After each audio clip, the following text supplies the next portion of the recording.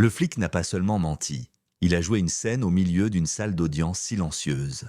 L'agent Grant Mercer frappa du poing, pointa la femme noire assise sur le banc des accusés et cria « Elle m'a menacé.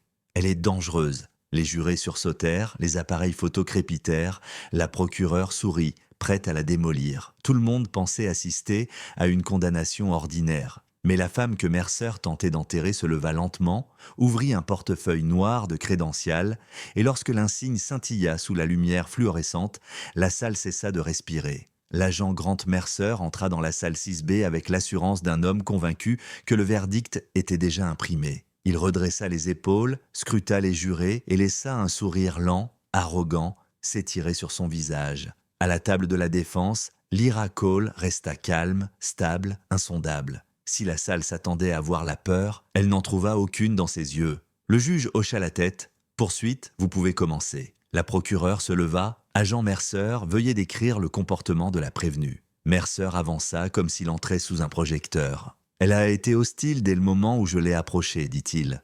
Elle a élevé la voix, ignoré mes instructions et m'a fait craindre pour ma sécurité. » Les jurés bougèrent, avalant chaque mensonge. « Et elle a tenté de fuir la scène, » poursuivit la procureure. « Oui, » répondit Mercer avec assurance, « elle a failli me percuter avec sa voiture quand j'ai essayé de l'arrêter. » Une femme dans le jury laissa échapper un souffle choqué. L'avocat de Lyra se tortilla sur son siège.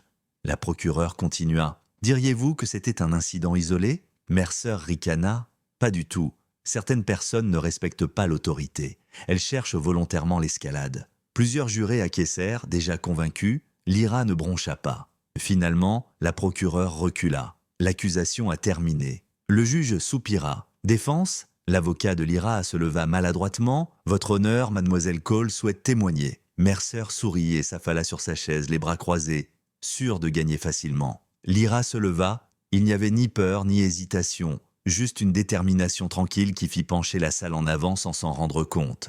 Elle s'approcha de la barre, prêta serment et s'assit. La procureure avança, sourire suffisant. « Mademoiselle Cole, l'agent Mercer dit que vous étiez agressive. L'étiez-vous ? Non, vous avez tenté de fuir ?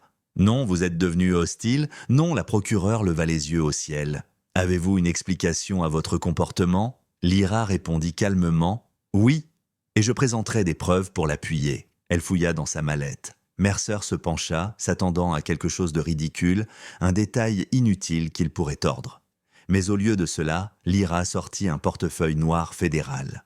La salle se figea. Une vague de tension traversa les bancs. Elle l'ouvrit lentement, l'insigne doré, attrapant la lumière comme une lame. « Mon nom, dit-elle clairement, est Dr Lyra Cole, inspectrice principale division des droits civiques, département de la justice des États-Unis. » La salle explosa de murmures. La procureure s'immobilisa. Le juge se pencha. Le sourire de Mercer mourut instantanément. Lyra poursuivit avec une précision glaciale. « Depuis 8 mois, je mène une enquête secrète sur l'agent Grant Mercer.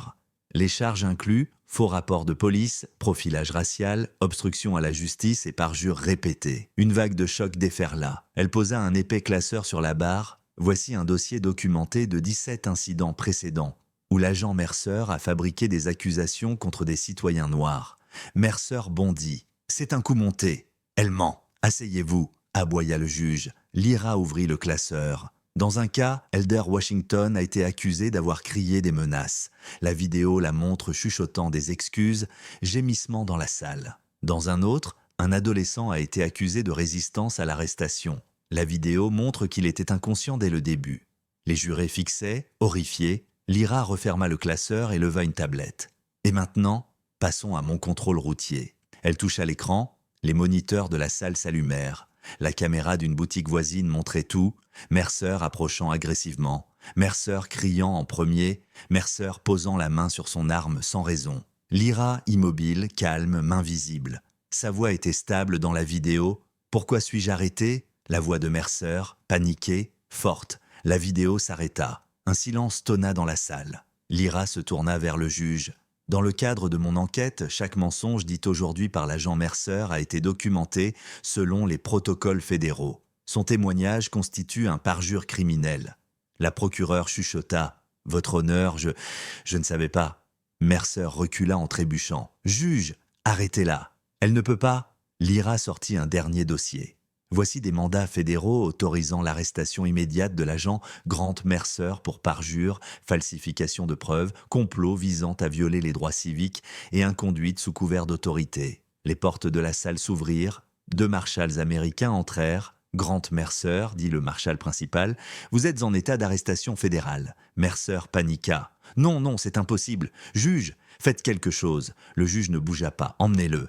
Les marshals le menottèrent alors qu'il s'effondrait. Il se tourna vers Lyra, la voix tremblante. S'il vous plaît, ne faites pas ça. J'ai fait une erreur. Lyra se leva, le visage immuable. Vous n'avez pas fait une erreur, dit-elle doucement.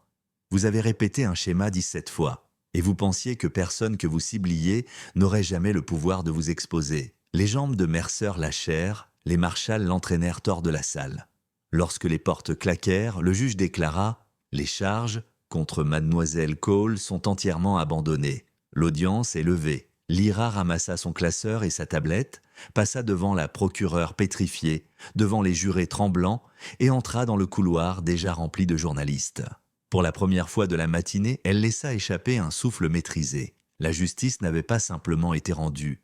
Elle avait été délivrée, publiquement, précisément, et avec une autorité absolue. Choqué par cette fin, aimez, partagez et commentez votre réaction. Quel moment vous a le plus frappé? Abonnez-vous et activez les notifications pour plus d'histoires où la dignité se lève et l'arrogance s'effondre. Vos commentaires aident ces histoires à atteindre encore plus de monde.